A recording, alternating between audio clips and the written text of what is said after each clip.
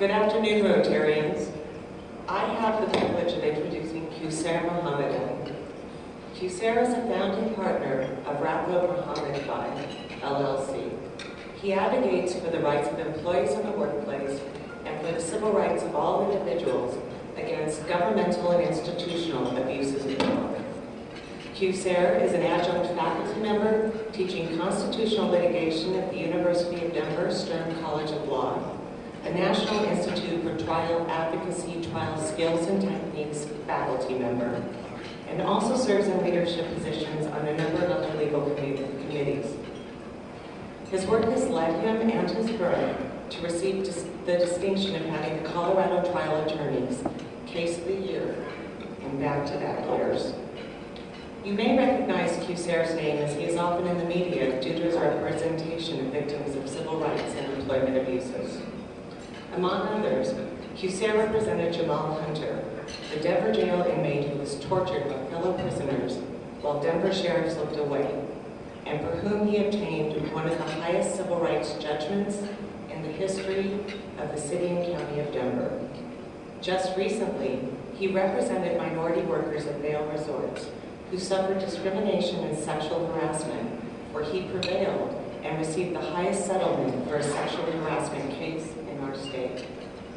In addition to all of his civil rights work, Qusair has also served as the General Counsel of the Colorado Muslim Society. The Colorado Muslim Society operates one of the largest Muslim organizations in the country, with over 5,000 members, and operates the mosque on Parker Road near Havana. The writer of the pop culture porn television show Scandals has crafted a protagonist of the show, Olivia Pope, who reminds her team that they are gladiators in suits. They are the people who take on the battles against worthy opponents that no one else will. Personally, I see the gladiators as people who hold the system accountable when it is acting with indiscretion or unfairly against members of their community. We are fortunate today to have one of those gladiators and visionaries here. He is personally one of my heroes because he represents the vulnerable members of our communities who need protection. Please help me welcome Qusair Mohammed.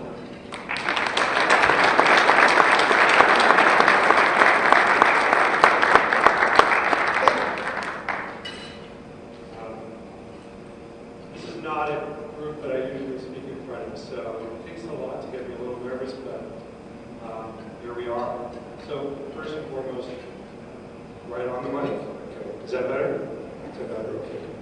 So first and foremost, thank you very much for the honor of being able to speak in front of you. I've worked with several Rotarians back in the day. My parents are from East Africa. They were born in a little island called Zanzibar off the coast of Tanzania. And I remember getting roped into a cleansing, water purification type thing with the government of Dar es Salaam. And I know that Rotarians have done a lot of work with water. Before you were into the big bully of water was one of the big missions, and it's done incredible work. I saw it in the cities around the world. So thank you for your tireless work in this. So I'm going to talk about some things that you may not always hear, and I'm going to preface what I'm going to say with I have tremendous respect for diverse opinions, and by no means am I trying to be insulting or inflammatory or a shock jock by any means. That is not who I am. We do things, we represent clients, but I'm going to talk about some of the observations that I have had doing civil rights work and employment discrimination here in Denver for the last 15 years. And my law firm, Rapo Mohammed V, I'm proud to say, has had some of the largest social impacts in the last 4 or 5 years in Denver. I'll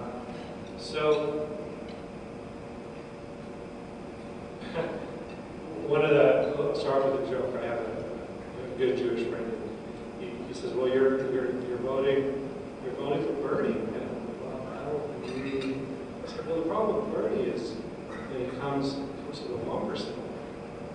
happens when it comes to the next one person to fund all those things? And I realized as I'm getting older, even me, I started maybe taking on more conservative type viewpoints of our system, having children in the neighborhoods and whatnot. So perhaps the gaps are not as far as you think.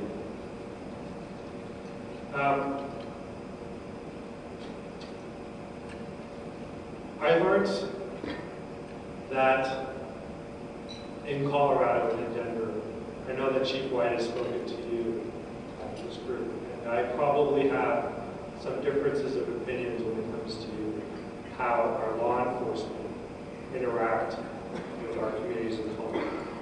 I had the privilege of representing, there was a case that was in the press it was a lot about 3 years ago, the Denver diner cases.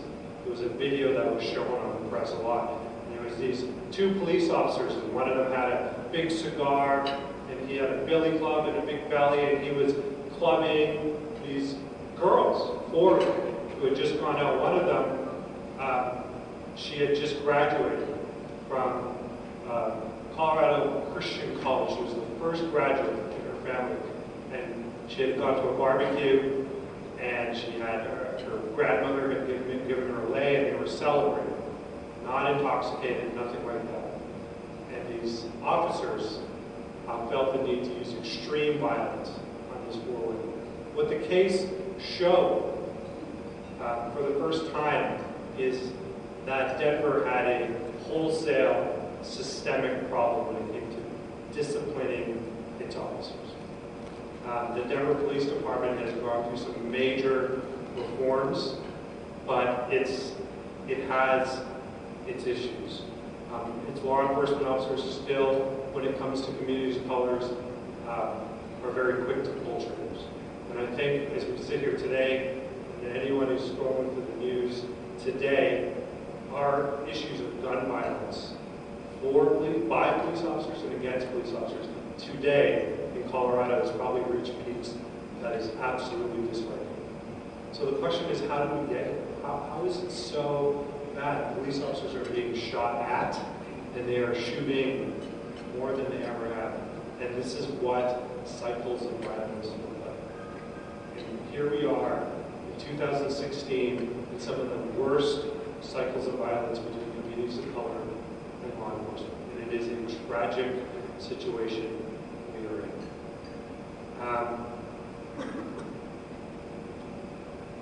It's not all about the police. Our lawsuit, as Melinda mentioned, in the Denver diner case, the Jamal Hunter case, revealed wholesale systemic failures in the Denver detention center. Let me give you some examples. 30% of the inmates in the Denver detention center are monolingual Spanish-speaking inmates. But there was not one shred of information given to the inmates that were written in Spanish. A Spanish-speaking detainee didn't even know his rights or her rights on how to request a toothbrush, towels, how to communicate basically with the jail. These were deliberate choices that our government made in terms of incarcerating communities of basically Mexican descent. This is our brand new hundreds of millions of dollar jail that we built right there by the new courthouse. Our case eventually had the sheriff resign over the amount of just rank failures to investigate, to discipline, and it basically was becoming a gulag. I can tell you that because of this case, major changes were implemented. They brought in many advisors, many consultants. The independent monitor started making changes. The new sheriff has embraced them. A lot of them were staffing issues. They work 12-hour shifts, oftentimes 5-6 days in a row. It is a horrible, it is a very difficult job to do. These types of abuses occur right here in our communities. We represented in the Wyoming marriage equality case, my law firm. We're proud to have eliminated, I went to the University of Wyoming, and we are proud that we eliminated the bans on same-sex marriage in Wyoming. Right here, there's a nightclub, spitting distance from here. I won't name its name, but it rhymes with Chloe. They had policies in place where they would tell the bouncers on Fridays and Saturdays at a certain time, between 10 and 12, we need to stop playing so much hip-hop music. We don't want it to look so ghetto in our clubs. And they started using things like dress codes to start turning away members of the African American community. The Colorado Civil Rights Division did a very thorough investigation and found systemic discrimination. These are turnaway cases. And if you think about it, turnaway cases are what started the civil rights movement here in America. Get off my, don't sit on my bus, don't live in my neighborhoods, you may not eat at my counters, don't go to our schools. It was the impetus of the law change, but it occurs right here within spitting distance of where we're having this lovely meeting.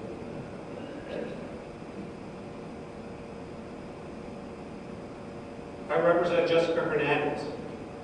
She was a 17-year-old girl who was shot and killed by police about a year ago. It was a very high-profile killing. It is a difficult case.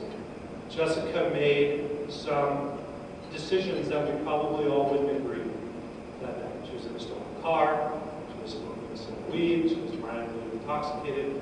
But what we had was a car full of 5 kids, 15, 14, 17, and they are hanging out, kind of making out, doing things that probably some of us did at that age.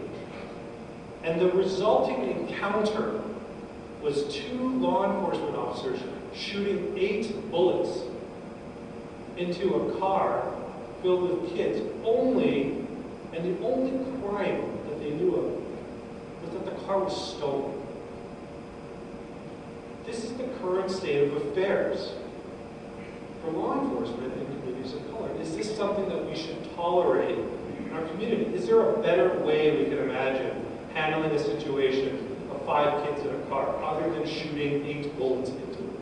I think we can do a little better than that, and we should expect a little better than that.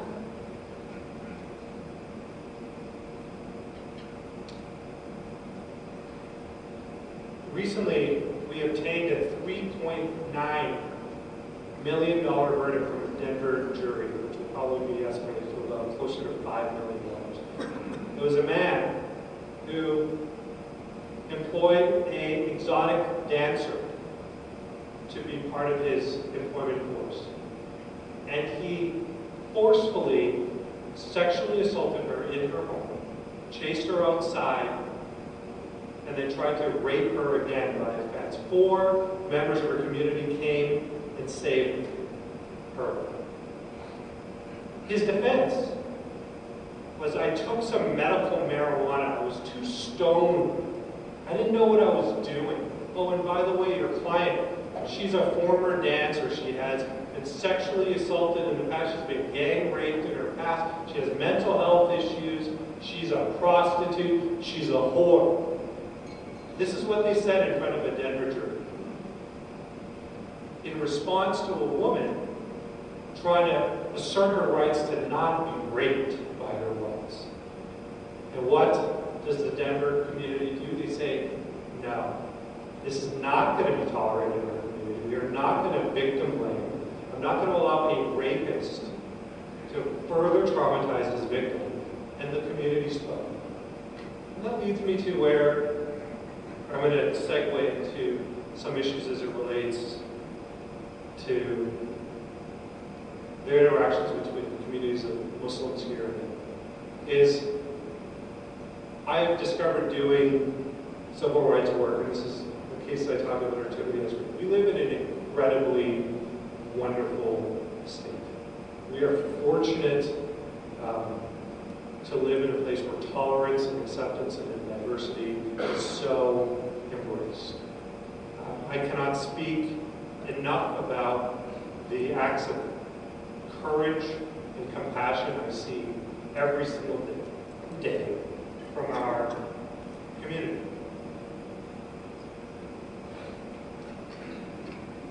But, as Melinda said, I'm going to talk a little bit about my experiences being the general counsel to the Colorado Muslim Society, and I advise many of the local mosques. There's actually 12 mosques in the Denver metro area.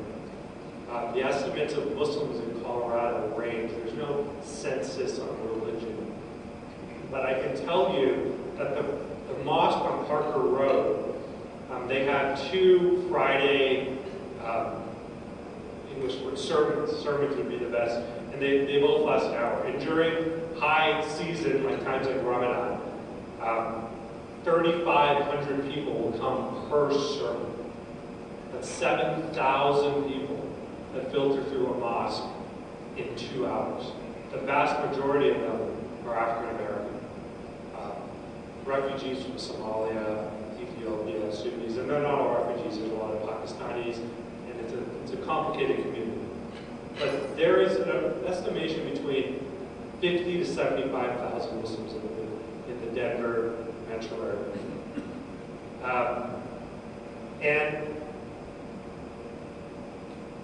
the community is an interesting one, and it is challenging. We have issues like every other community, but I can say that I'm proud of some of the steps that they have taken for outreach. One of the things that how I know Melinda is through our work with the anti-defamation. There was about, and we're going on, I think it was December 2014, there's a woman, I don't know if some of you know her name is Pamela Geller.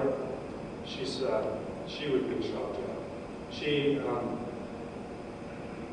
promotes hate, is how I would say it. She promotes hate against Muslims, high Islamophobia rhetoric. Her big thing is she puts things on buses and in subway systems in Boston and New York.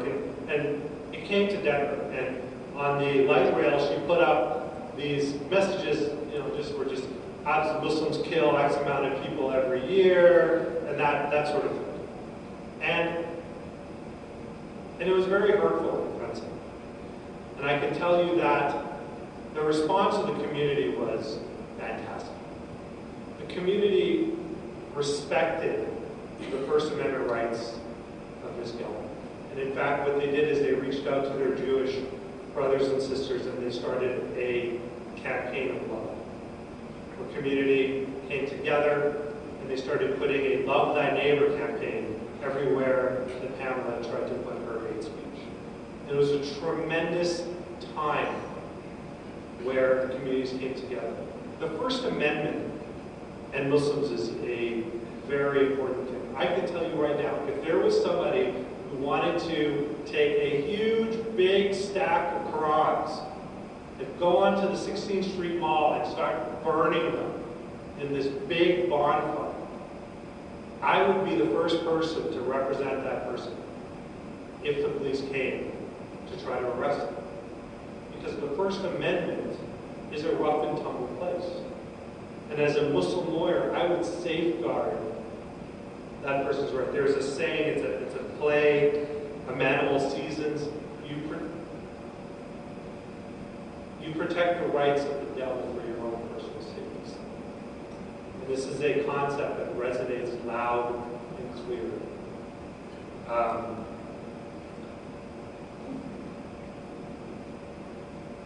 Let me share a sort of an anecdote. I'm on my way to Pittsburgh, and there's this really beautiful piece of property owned by a Muslim community right outside the University of Pittsburgh. It's about 3 acres of beautiful prime land.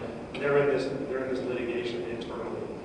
And I'm there, and we're in the DIA concourse, I think B, the United concourse, and it is like the middle of the day. It is crushing times. Every gate is being used, and it is just a beehive. And I'm with one of our imams. His name is Imam Kareem. And prayer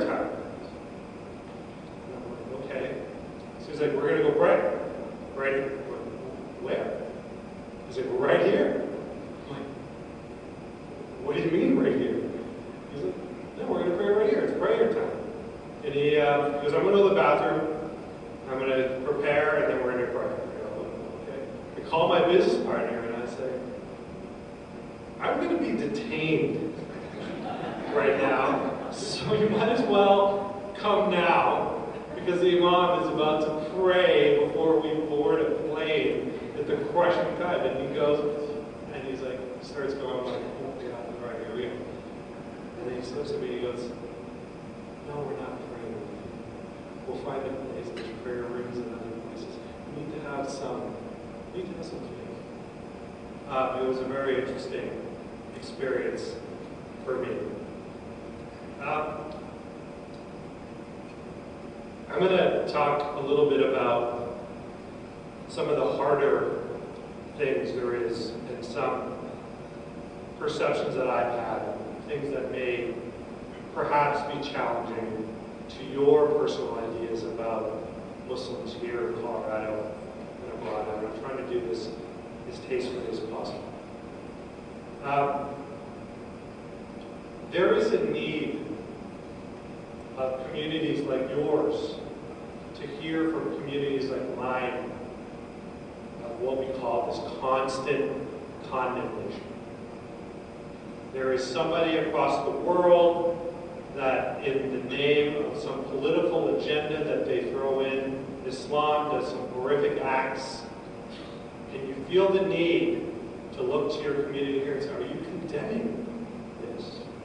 I don't hear enough condemnation. That's a thing I hear a lot. Why are the Muslims not condemning these acts? If these are people that are actually doing crimes not in their names, why are they not condemning? I have two responses to that. One, there is constant condemnation. If any of you go to Twitter, to social media after one of these events, Muslims are falling over themselves. Just because you haven't heard it doesn't mean it's not happening. Mainstream media does not always show that side of it. It's not a juicy story. But second, I challenge you on this point. Why do you need to hear condemnation from your fellow community members on these things? There is a certain discrimination attached to that. In the sense of, there is this belief that the baseline community, Muslim community member may be supportive or may be violent. And you have to have assurances from your neighbors that we are not violent, that we are not supportive. I challenge you on things such as when Robert Deere Jr., in the name of Christianity, plows down a Planned Parenthood, kills multiple people in the name of Christ to protect unborn children. You did not turn to your fellow community members at that point to hear normative mainstream Christians have to condemn Robert Deere Jr.'s acts of violence in Christianity. I didn't hear any of you condemning Robert Deere Jr.'s conduct on this point. Why? Because you take the belief that, of course, mainstream normative Christians are not violent. You don't need to hear that. It's presumed, it's assumed. I would ask that in those types of situations, you would project those same beliefs about mainstream normative Muslims living in your community in the same way as you are when you see heinous acts performed in Christianity.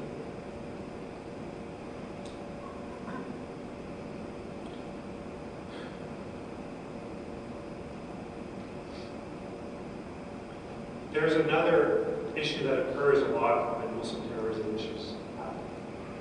There is this need in the media to go and look at mosques and say, where was he radicalized?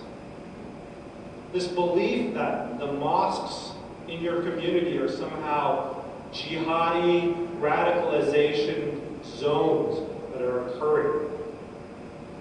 I invite every single one of you to go to a mosque in your communities. You see, the doors are open 24/7.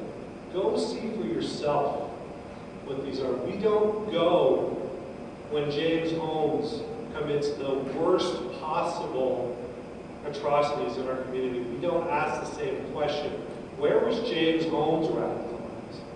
We don't ask those questions. Double standards. If you want to know where somebody may or may not have been radicalized, go look for yourself. But we've had some troubling and challenging things. I was at the mosque and I represented the mosque when there was 2 Somali girls and 1 Sudanese girl tried to join ISIS. I don't know if you remember that. This happened in our community. I'm sort of plugged in that I get the first call on a lot of these points. So what happens? It seems scary. What is going on? 3 girls are trying to join ISIS in Colorado. What's going on with the Muslims here in Colorado? Are they all trying to join ISIS? Let me tell you what happened. The fathers were the ones that called the FBI. They were faced with this unbelievably horrible choice of probably letting their girls go and get killed in Syria or reporting them to the FBI. It was the families here in Colorado that self-reported this. And the kids were picked up in Frankfurt and brought back. The U.S. Attorney John Walsh made an incredibly courageous decision not to prosecute. What's the take-home message of that?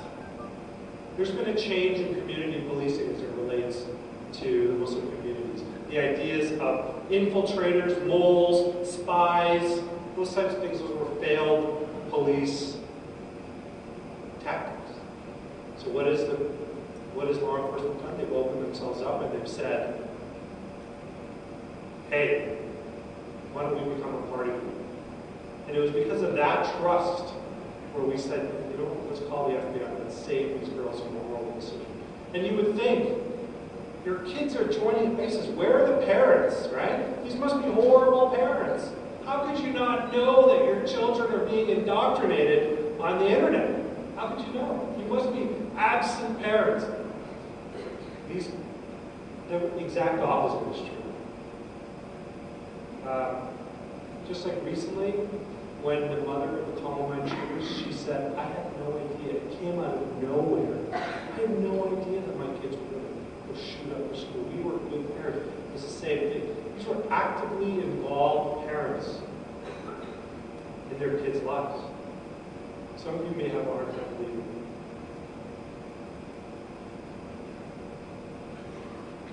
So this leads me to my final point, which is what I am seeing right now in national politics as it relates to Muslims.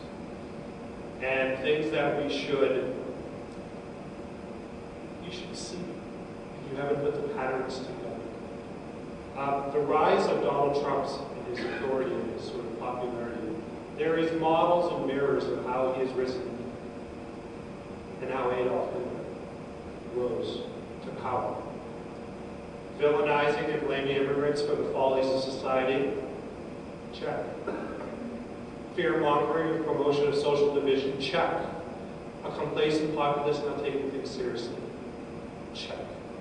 Donald Trump, in his presidential campaign, has called for the mass registration of Muslims in America, government-forced closures of some mosques, a temporary ban of all Muslims entering into the United States. The analogy of the Third Reich is there.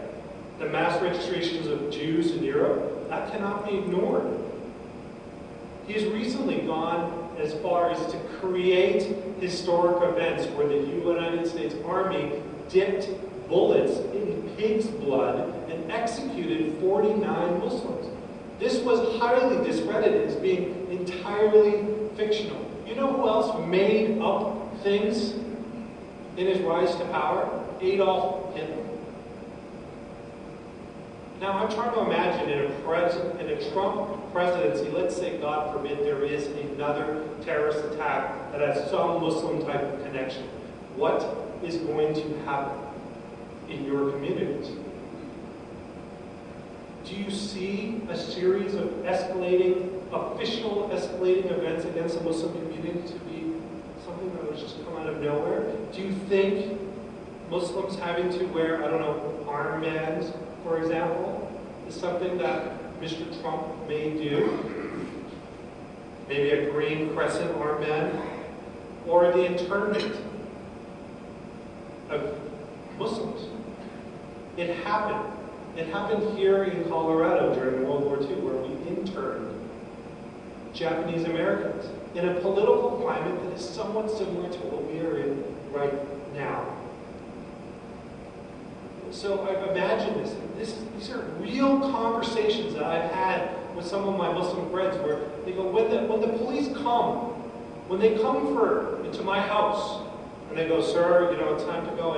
If I say, well, I've got a John Elway jersey, I can tell you why Tebow wasn't good, I can tell you why Terrell Davis ought to be in the Hall. I have hyped a lot of 14ers, I know all the breweries in Rhino, and I know the good strains of weed. I'm a good Muslim. Am I a good Muslim? Do I pass the good Muslim, bad Muslim test? But these are conversations that actually happen.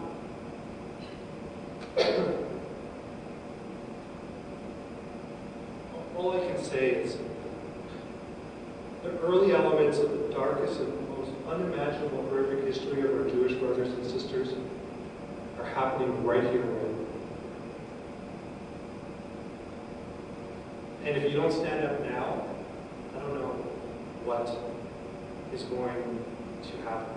We had Jared Polis, a very liberal, progressive United States representative, vote with the GOP to enhance security measures for Iraqi and Syrian refugees.